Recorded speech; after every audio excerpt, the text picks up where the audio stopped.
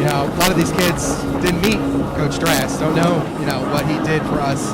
But I kind of, feel like they get a sense of, the impact that he had on thousands of young men.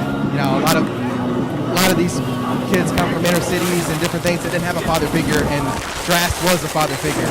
And, I had a great father, great family, great parents, but he definitely was a father figure to me. And impacted me, made me a stronger man. Taught me a lot of things on and off the field. Most importantly, we're in school to get a degree, and that's what he wanted to do. And I got 2 more semesters, nursing degree. I'm excited, and I'm really, thrilled that I can come back here and memorialize, his legacy and continue that legacy of togetherness and winning tradition. And I'm really excited for this game tonight. All right, Blake. Thanks a lot. Well said. Blake Roberts, a soon-to-be graduate of Wesley, his collegiate eligibility gets wrapped up here with the Wesley College program. Again, if you're tuning in, expecting the Phillies tonight, you can hear the Phillies on our 11:50 a.m. signal. We'll have Wesley College football here on 101.7 FM and WBL.com as well. There'll be a live stream of this game available at the Wesley Athletics website. We'll have Jason Ryan's call as well. Again, 7:45, the estimated start time tonight. Planning to honor Mike Drass before the game. They still will do a small remembrance of him. Obviously, this game being delayed, not as we were expecting this evening in terms of a schedule. Sean Green up here in the press box. Jason Bowen is down the sideline. Coordinating some interviews. We'll try to do as many remembrances of Mike Drass as we can in here before we get into our initial pregame show. We start that about 7:15, getting 7:45 kickoff here at Miller Stadium tonight. 2 top 25, in fact, 2 top 20 teams in the country this evening, as number 9 Wesley and number 17 Delaware Valley are meeting. We mentioned earlier 2 teams that have played the last 2 seasons openers, and 2 games that have been won by Delaware Valley. Kind of a rare bit in this Wesley run that they've had in the last 29 years with Mike Graff, beating Wesley on back-to-back occasions. And we go back down onto the sideline, and Jason Bowen looks like he has another guest. Yes, sir. Old school here. Almost as old as me. Not quite. That's old. But kind of famous Wesley player that made the line crossing pattern famous here at Wesley. Ran the acrobatic class of 1995. And he's here with his 2 sons. Guys want to say hi? Can you show me what's on? And we got the Wesley guy on number 6, isn't he? Yeah? Was number 96. And Matt scored about 3 touchdowns in his career, most of them on the 4th down. Clutch player.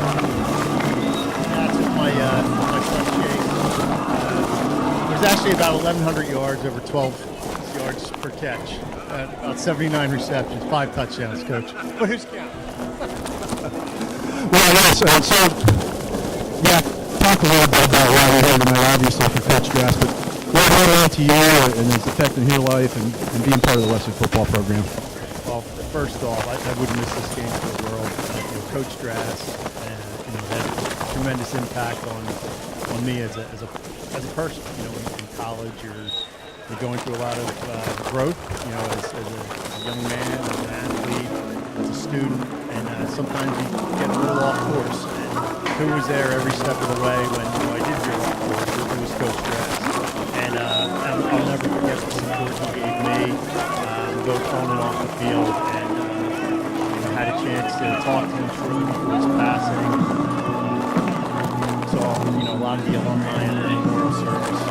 And this is really the memorial service for him to this week missing. He's had such a tremendous impact on me.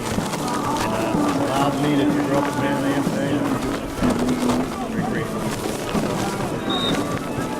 So, Ryan, you're part of his first time in 1993. What are your remembrances of first-year head coach Mike Drass? Coach Drass, I remember his 30th birthday, he became head coach. Coach Keating moved on, and Coach Drass was named head coach. And he really kicked our butts in camp. very intense. Oklahoma drills daily, double, triple sessions, very hot. Those were very different back then about how long you could practice and what temperatures you could practice. And the county fair, that was the one where it made everybody throw up and, for conditioning. But it hardened us as players, and and he tweaked his style as the remainder of my playing career. And again, just had a tremendous impact on me as a person, but had a very successful start to his head coaching career. All right, it's great to see you here with your two sons, and I'm going to run into you since on the boardwalk in Ocean City a few years ago. But it's great to see you here, and take care. Ryan Akabasco, class 1985, number 96. You know what the really awesome thing about that, Jason, is you see a man who coached here for 29 years, and yeah, he coached all of those players, 29 times 100, 150, whatever the number is, but he seemed to always remember kids' names. Like, he memorized phone numbers. Like, he actually, the last text message I got from Coach Drass was apologizing because he didn't remember my phone number and he was trying to communicate with me about the Wesley College golf house. I mean, that's kind of a really strange part of his memory, that his memory was really that good. It's amazing, and then you get more and more. I'm going to grab Coach Tracy Short here. She's the new AD. The job short. She didn't want to go in the action. Go in there. Back downstairs. Coach Drass had an amazing way for years, and you really get to play here. I'm a public school teacher, so we get 150 new kids each year, and sometimes you see them when they're sophomore to a senior, and you're like, how is that kid's name? But he was amazing at that. And it wasn't just, you think about all the people he recruited, too. We would go to say All-Star game, and we would people that they were up there would say, oh, no, that's so-and-so. So, Wrestler, athletic director, Tracy Short, and of course, Chip Mott stepped into the role of head football coach, which Mike was best known for, but Tracy stepped into Mike's other athletic director. And first of all, Tracy, how's it going? How's it going for you as far as stepping into that role and following Coach Drass? Well, I think for the most part, Coach Drass and I kind of worked together with a lot of it, and so I felt prepared for most of it, but still every day you come in and you just think you're going to see him. So I think that's the hardest part is him not being around. And I had a question the other day, and I thought, I can't call mine. So, but other than that, it's been really good, and the coaching staff, all of the coaches in all the sports are just wonderful and been very helpful and stepped up and done a lot of the work. And tell us a little bit about what work Mary did personally as a friend and somebody who worked with for over 20 years. It was just, it's still unreal to believe that he's not here. For me, he was so dedicated to Wesley, and I mean, not just Wesley football, but Wesley in general. He wanted the college to be so successful and was always there to give advice and help out. And, for me, we've got to know each other a lot better over the last 10 years because for the last 10 we've been traveling together and doing things together. And so to not have him around is definitely a little bit harder, but he was excellent. He was someone that you really wanted to have around. You're a field hockey coach. Tell us a little bit about this field hockey tournament that came up this year. When you open up, and it's really Delaware women. Oh yes, we love to keep Delaware kids home. We actually opened up about 2 hours ago, and we played against Washington College out of Chestertown, and we beat them. So we are coming off of a win, and pretty psyched about it. Our team is a lot of Delaware kids. We have a couple of Eastern Shore of Maryland, a couple from New Jersey, one from Pennsylvania, and the rest of them are all Delaware. So we're excited to have that. Coach Short, congratulations. Always good to see Coach Short.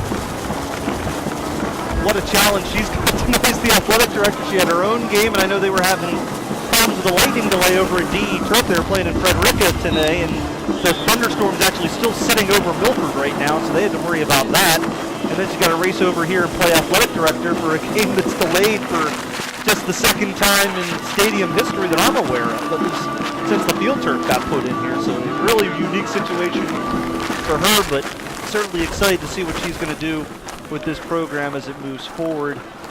and in trying to honor Coach Drass. And we go back down to the sideline and one of Mike Drass's longtime lieutenants. Who's a former wrestling player here in the team, and lacrosse player also, and Coach has coached football here for a long time. Coach Him is the head coach at Louisiana lacrosse program, which is, what are you up to, like 7, 10, or state title count, something like that. He hasn't counted right.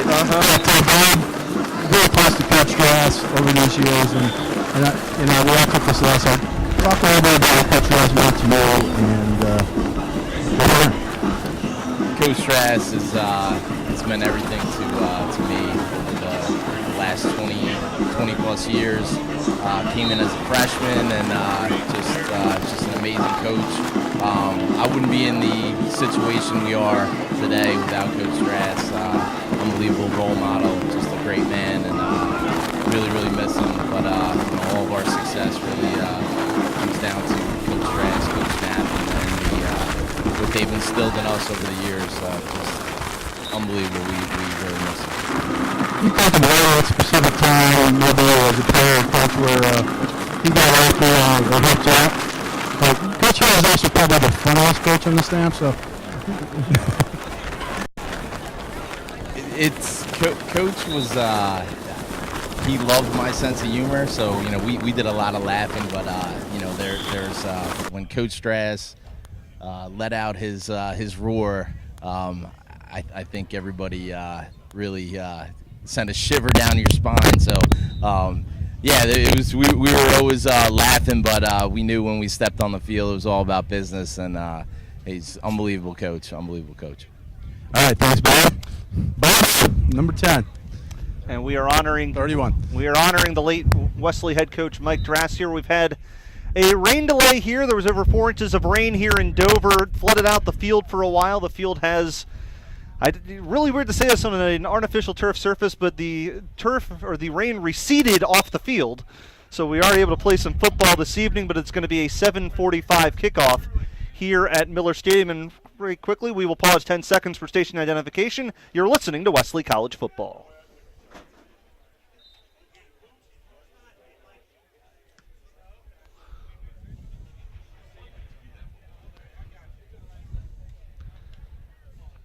If you're tuning in for Phillies baseball, you can hear the game on 11:50 a.m. Otherwise, welcome to Wesley College Football here on the Concord Pet Food and Supplies pregame report. Sean Green upstairs, Jason Bowen down on the sideline as we're staying with you here until the game gets started about 7:45 this evening, and we're holding some remembrances of Coach Drass when we go down to the sideline again, and Jason Bowen. Yes, I'm here with Wesley defensive coordinator Joe Battleri, and Coach Bott and I share something. I know Coach Drass back when he was young, and Coach Battleri has taken over the defensive coordinator. Talk a little bit about the challenge of coming in and after Mike and with a new set of guys here. Well, Mike did an outstanding job with the defense over the last several years. I mean, just tremendous, and especially with all his duties, head coaching duties, and being an athletic director. It was just really remarkable how consistent they were on defense for the last several years. Really a top-notch team and statistically nationally ranked defense. So he did an outstanding job. So it's a tough act to follow. So hopefully the players that bought in, I think they have, and we got to know each other a little bit more each day in preseason, and I think now as we get ready for Delaware Valley that the players understand our defense and are ready to go. Tell us a little bit about this defense. What can we expect to see that we might not have seen in previous years? It's hard to say because Mike was a 4-3 guy, and this is just a modified 4-3, 4-2-5, if you will. And so there are some differences, but there are a lot of similarities. And it starts up front. Mike did a great job with the defensive front and getting them to be in simple fronts and getting them to really tee off and rush the quarterback. And that's what we tried to carry on, and we've been able to do that through preseason. We're really pleased with our defensive line play. And I want to say about this coach. We're going to tell about a story about Coach Drass from back when I coached him at Mansfield State College then, back between 1971 and 1982. Just what kind of player was he, and what was it like to coach Mike when he was young? Mike was very intense. He was a hard worker, relentless worker in practice, and really a tough player. You know, the defensive guys hated to go against him because he was always looking for that big block or, you know, that pancake, and he did a lot of that. He was really a tough blocker.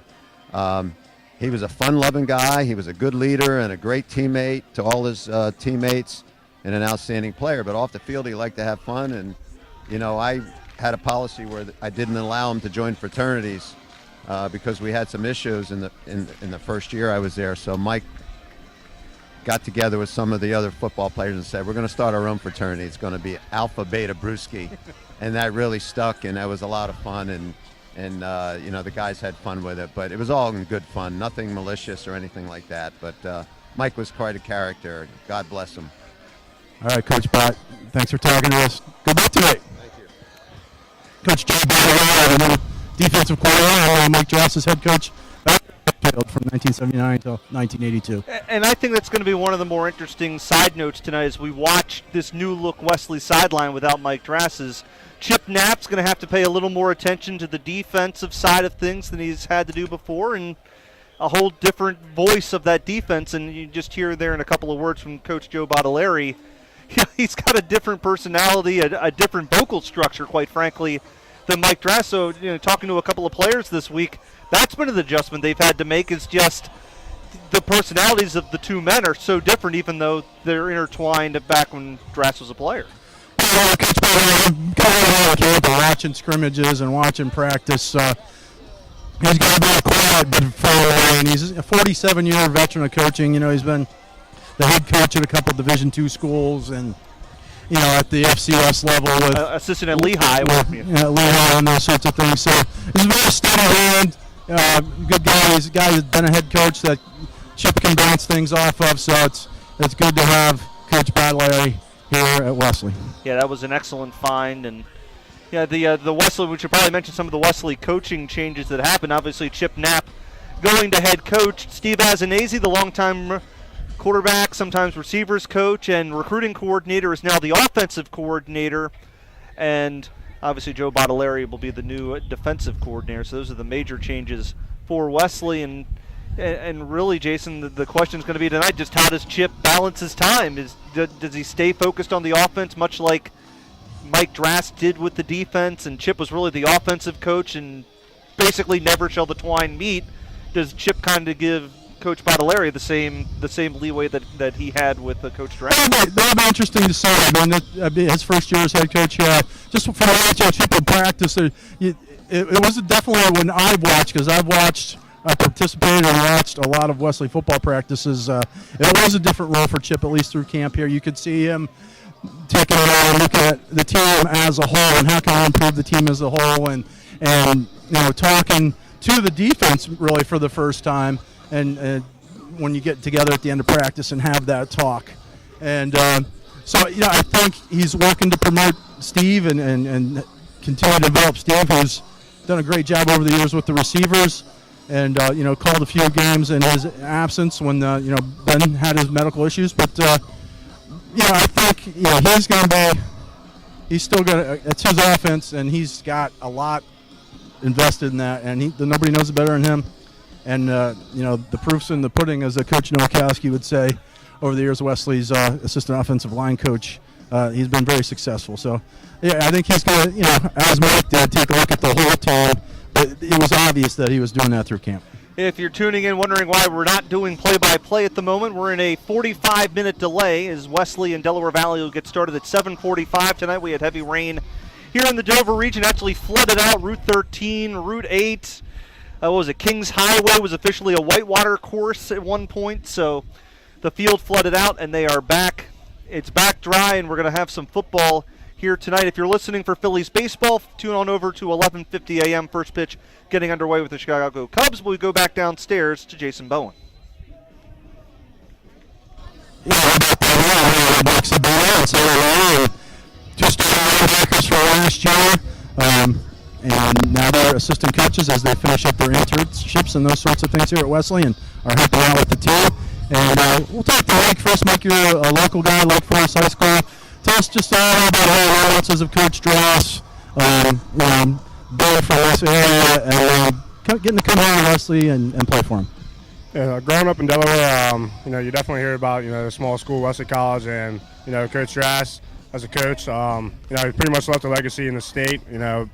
When he passed, I was, seeing people from all over the state that were asking me questions about him and asking questions about what was going to happen next and things of that sort. But, there's been a lot of things, a lot of memories and things that we've shared with Coach Drass over the last 4 years, and, we're just trying to keep his legacy going here. Sarah, talk to me a little bit about what Coach Drass, you were his last Mike linebacker. He always had an especially close relationship over the years, going back to Kerry Horney when he first got here in 1990 with the linebackers, and middle linebackers anyway. But tell us a little bit about what Coach Drass meant to you. I mean, I can't even put it into words. He gave me a chance to play at the next level when no one else would. And it just really sticks out for me that he took a chance on a kid with bad grades and, not a lot of exposure coming out of high school. So the fact that he gave me this chance, like, I'm forever in his debt, We built a great relationship ever since my sophomore year starting. I mean, he always believed in me, knew I could take over the defense, and he was always 110% behind me and supporting me whatever I did. Mike, tell me a little bit about this. Is the first time you've been back out of this. We know that Coach Drass out here for a game, but also not as a player. What emotions are going through your mind? We definitely have a little bit of a blizzard of emotions rolling in here. It's they're just as strong as that storm just has rolled through. Not playing anymore is it's very upsetting as an athlete. When you grow up playing sports, that's part of something that you do every year, and coming back and now you're not a part of that anymore, just in a different way. And also not having Coach Drass here, it's a little bit different of an atmosphere. Anytime he was around, you really sense his presence, and without him there, it's a lot different of a feeling. It's something that we're gonna have to get used to. And so, tonight's a part of Delaware Valley. This is always a big game to start out. At least you're general here. What's it like to come into a big game like this to start off the season against another ranked opponent?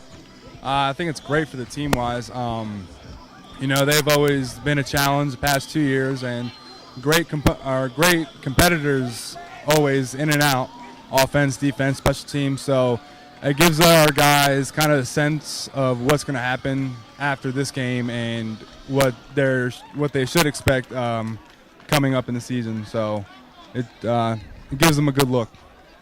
Tell us a little bit about the linebackers that are stepping into Mike's roles here coming into this season. Okay.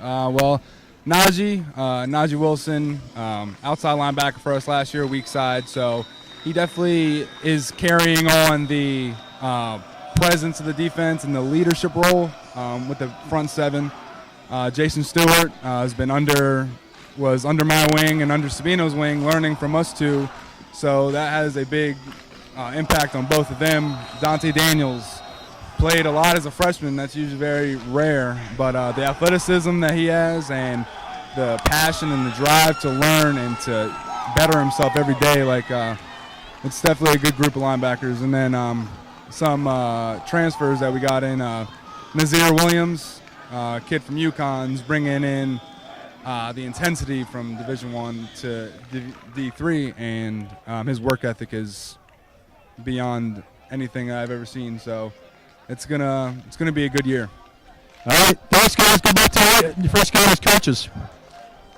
So back up there, Mike Sabino at San Marino. Last year's starting middle and strong side linebackers. all I know is Wesley's got probably one of the hardest hitting coaching staffs at this point. Those two guys are sitting on the sideline there, and it'll be interesting to see. And they mentioned Nazir Williams, one of two big transfers for Wesley, as we'll get into the Concord Pet Food and Supplies pregame report here in a couple of minutes, getting set for Wesley and Delaware Valley beginning again at 7:45 tonight, a 45-minute delay due to flooding rains here in the state capital of Delaware this afternoon. Over 4 inches of rain fell, of basically flooding out any roadway that's anywhere near Scott D. Miller Stadium, but everyone has gotten here. The two teams are here, and they're on the field warming up again for a 7:45 kickoff here in